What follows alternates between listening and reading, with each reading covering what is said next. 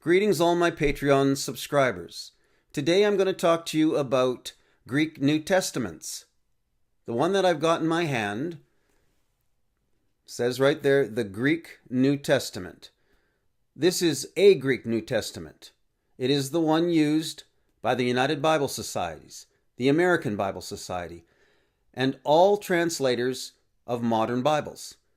The only Bible that does not use this text is the Authorized 1611 King James Bible. It is based on the Textus Receptus, the received texts. Those are the ones that came from Antioch. It's an entirely different line of manuscripts, but we're not going to talk about that. We're going to discuss the corrupt Greek New Testament. This is the one that comes from the lineage of Westcott and Hort, Nestle-Aland, and then ends up in bed at the United Bible Society. Let me show you something. Hopefully you can read this. It says, is that focused? Yes. The Greek New Testament, not just any old Greek New Testament. I'm going to have to peek around the edge here so I can see. And what you'll see here is, if you look carefully, you will read the names. Carlo Martini. That is a Catholic priest and scholar. You will see the names Aland, and you will see the name Metzger. Aland and Metzger are stooges of the Vatican. They support the Vatican texts. And you will see their names in every one of these United Bible Society Greek New Testaments. Now, if you look at the bottom, I'm trying to read this backwards. You'll see Deutsche Bibelgesellschaft, and below that, United Bible Society. It's the same thing. They're all in it together. So there you have the Catholic origins of this Greek Testament that all modern Bible translations come from. Let's turn to another page. Preface to the 4th edition. I'll just briefly show you that. And if you want to stop and read it yourself, you can. But I'll read it to you. Preface to the 4th edition. After the 3rd edition of the United Bible Society's Greek New Testament was issued, realizing a common single text for both Greek New Testament and the 26th edition of the Novum Testamentum Graece, in brackets Nestle-Aland, the committee made plans for a thorough revision of the Greek New Testament apparatus in all its aspects. So what are they saying here? They're saying that this is based on Nestle-Aland's text. We know historically it's a fact. Nestle-Aland is based on Westcott and Hort. The Westcott-Hort redaction was the Greek New Testament assembled to dethrone the Textus Receptus. Westcott and Hort did not believe in the essentials of the gospel. They believed in the efficacy of praying to Mary. They did not believe in salvation by faith and faith alone.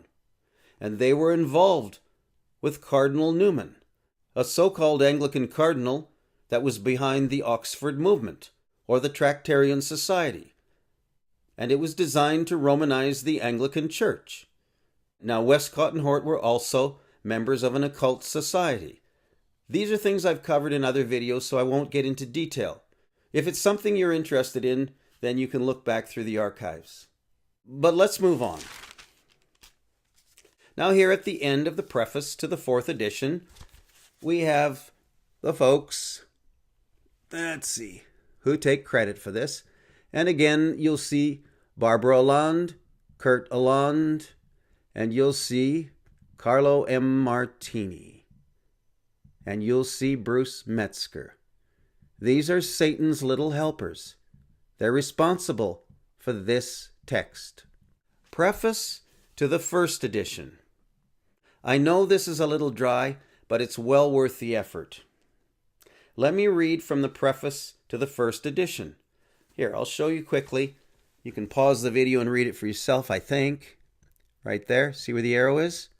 But I'll read it. The committee carried out its work in 4 principal stages. 1.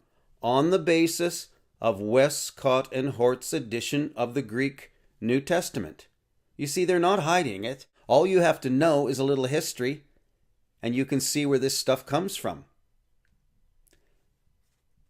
On the basis of the Westcott and Hort edition of the Greek New Testament, a comparison was made of the text and apparatus of several other editions, including those of Nessel, Bover, Merck, and Vogels, and to some extent those of Tischendorf and von Soden. Now we need to stop there. This is not the Word of God. This comes from Alexandria, where the Gnostics had their foothold. They produced the manuscripts from which this Greek New Testament comes. The name Tischendorf. When you hear the word Tischendorf, you hear Vatican. Tischendorf was the guy who supposedly found the oldest and best Greek manuscripts in a dumpster, in a garbage can, on Mount Sinai, St. Catherine's Monastery. The very manuscripts that the monks, the people who lived in that monastery, failed to recognize as having any value or any historic significance, were sitting in a garbage can. That is very fishy. That's the official story. Tischendorf himself says so. Now, these manuscripts that he found were on white paper. How is it that these are the oldest and best and the paper's still white? And those were published. You can actually look at them when they were white. Yet the official publication today, those same pages are yellow. Why? It's not been thousands of years or even hundreds of years, maybe decades. Pages don't turn from white to yellow in decades. They change them. Tischendorf finds them in the garbage can, has a meeting with the Pope. The rest is history. That's the legacy of this fraud. They are not the oldest and best. Tischendorf sends up red flags. Let's move on. And there's the credit at the end, just in case any detractor wants to challenge the source of this information. Okay, next. Let me read from the preface to the third edition, published in 1968.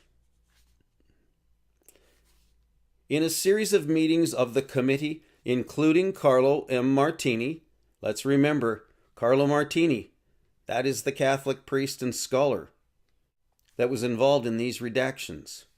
In a series of meetings, including Carlo M. Martini, who has been a member of the committee for both the second and third editions, undertook a thorough review of the text of the first edition by carefully considering not only a number of suggestions made by specialists in the field of New Testament studies, but also numerous recommendations resulting from the experience of the members of the committee as they worked with the text of the first edition.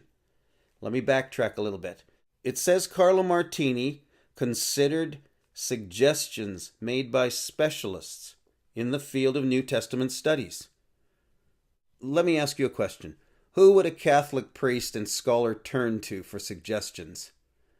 I can assure you it would not be a King James Bible specialist. It would not be a Textus Receptus specialist. It would be somebody who's in bed with the Vatican and these texts. This is just stupid. All he's doing is confirming the falsity of this Greek New Testament. Yes, turn to other phony scholars, phony specialists, and get them to confirm the junk that you're printing. This is scholarly gobbledygook. It's meant to deceive the simple-minded. Don't be fooled by this. You have to read through the lines. There's a lot of stuff in here that's filler. It's meant to send you down rabbit trails. But you can find the truth if you spend the time to study it. Let's carry on. At the same time, the goals of both publications remain unchanged. He's referring to the Nestle-Aland and the Third Greek New Testament. They're the same. The people who wrote the preface are pretending that they're different. They're not. They're the same thing. Philosophically and doctrinally unchanged. They may manipulate a few words and commas and things like that, take some texts out, put some in, refer to some other manuscripts and not others. It's all smoke and mirrors. What you end up with is exactly the same philosophical book. So he said, At the same time, the goals of both publications remain unchanged. The 26th edition of the Nestle-Aland text will develop even further in the direction of a handy-sized scientific edition. Now, I just about fell off my chair laughing when I read this. Handy-sized scientific edition through an extension and improvement of the critical apparatus. Handy-sized scientific edition? What science? What science are they referring to? It is an allusion to the so-called science of textual criticism, which is no more scientific than the moon is made out of cheese. There is no scientific method. Textual criticism was a system conceived by Westcott and Hort. It is highly speculative and it is based on probability. That is to say, well, what do we think is the better text? Which one do we like? And they'd vote on it. And by looking through all kinds of different corrupt manuscripts, decide which corrupt text was the better. That is what textual criticism fundamentally is. It is not scientific in any way, shape, or form. And then handy-sized scientific? This is humorous. Hopefully these guys have a sense of humor, because this makes them sound incredibly stupid, in my opinion. Let's continue on. Still quoting from the preface of the third edition, the responsibility for the revision of the punctuation apparatus and the citations of quotations has rested with the translations department of the American Bible Society. Okay, so again, this all comes back to the American Bible Society. The American Bible Society is the umbrella organization under which fall all modern Bible translations. The Revised Standard Version, the English Standard Version, the NIV, the American Standard Version, the list goes on, all of them. The worst of the worst are the translations like The Message. Just a horrible, horrible translation. And we're going to talk about that at another time. All under the guidance of the American Bible Society. Sounds pretty good, doesn't it? Don't trust these people. Then we have the preface to the corrected third edition. Let me just quickly show you that, and there you have it. Okay? Let me read this to you. Just a little bit here. In addition, the text of the third edition of the Greek New Testament has been altered in matters of punctuation, so as to conform to the text of Nestle-Aland 26th edition, since this latter text more closely reflects the tradition of the punctuation of the Greek Testament text. What are they saying? Again, they're confirming that the United Bible Society, UBS 3, 4, whatever it is based on Nestle-Aland. And we've already confirmed that Nestle-Aland, they say, is based on Westcott and Hort. And we know who Westcott and Hort were. All modern Bible translations come from this lineage. And Tischendorf is at the core of the worst corruptions. Okay, one last thing, I think. Let me read from the general introduction to this nasty little testament. There it is. Introduction. All right, that's the general introduction to the fourth revised edition. The paragraph divisions and section headings remain as before, based on the model prepared by the United Bible Societies for the use of the translators. These have proved their worth. They are largely similar to those of the New Revised Standard Version. Revised Standard Version. That's the one that came from Westcott and Hort most directly. And the Nestle-Aland Greek English edition. Cross-references to parallel passages are found immediately under the section headings. So again, they bring the whole thing together underneath the United Bible Society, making allusions to Westcott and Hort and directly connecting it to the Nestle-Aland text. Why is this so important? Listen, people, there is a whole Christian movement out there today. 90% or more of the churches use Bibles from here. They don't use the 1611 Authorized King James Version, and even the ones that think they do are using the Blaney edition. Blaney precedes this text, and he certainly precedes Westcott and Hort, but philosophically and doctrinally he does not. He was favorable to Sinaiticus and Vaticanus. This is based on Sinaiticus, that is the manuscripts found on Mount Sinai, the phony white papers that were turned yellow. Tischendorf stuff. Sinaiticus and Vaticanus. That's the Roman Catholic source of all Bibles today. This is the Antichrist that we're talking about. And that is what Scripture calls wormwood. It is the false Bibles that come out of Antichrist's mouth, that come out of the mouth of the dragon, that come out of the mouth of Satan. It's all the same spirit and source. Job writes about the burning lamps. He's referring to the false Bibles. Wormwood. This is it right here. The falling away. This is it. This is the foundation. Don't be fooled. Don't be fooled by the name on the front of a church building. If they're using a book, a Bible so-called, based on this, it's wormwood. It's Antichrist. It is another Jesus. And we're warned.